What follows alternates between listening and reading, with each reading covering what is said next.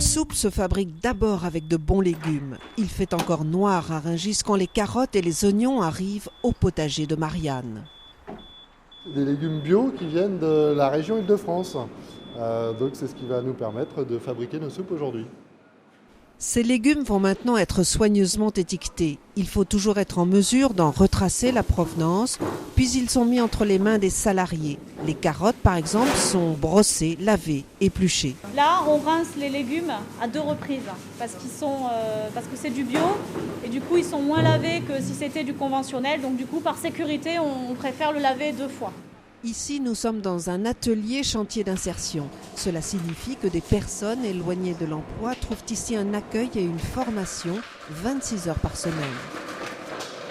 Ça m'apprend des choses. Oui, c'est bien. J'ai appris à faire préparation de commandes, faire la soupe aussi. Il est temps de passer à la fabrication de la soupe. Les lentilles corail arrivent de la réserve et la grande marmite chauffe avec les premiers ingrédients. Là, je lance les carottes et les oignons dans la marmite pour les faire suer à l'huile d'olive.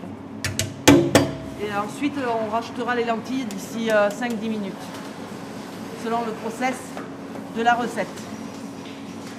40 minutes plus tard, la soupe est cuite. Elle va recevoir les derniers éléments qui vont lui donner son goût subtil. Là, on ajoute les épices à la dernière minute pour qu'elles gardent leur saveur. Puis les salariés vont monter la doseuse, un puzzle qui demande beaucoup de rigueur. Cette étape est aussi un moyen de développer la responsabilité et l'autonomie des salariés, un bon tremplin vers le retour à l'emploi. Je compte continuer à avoir rapidement un travail pour pouvoir laisser la place à d'autres personnes aussi, pour pouvoir insérer aussi les chantiers. Dernière étape, la mise en bouteille, 350 par marmite. Là encore, tout est fait à la main. Des machines auraient pu être installées, c'est le choix inverse qui a été fait, précisément pour que la fabrication de ces soupes serve de vecteur à l'insertion par le travail. Cet hiver, 2 recettes seront accessibles, lentilles corail, lait de coco et butternut châtaigne.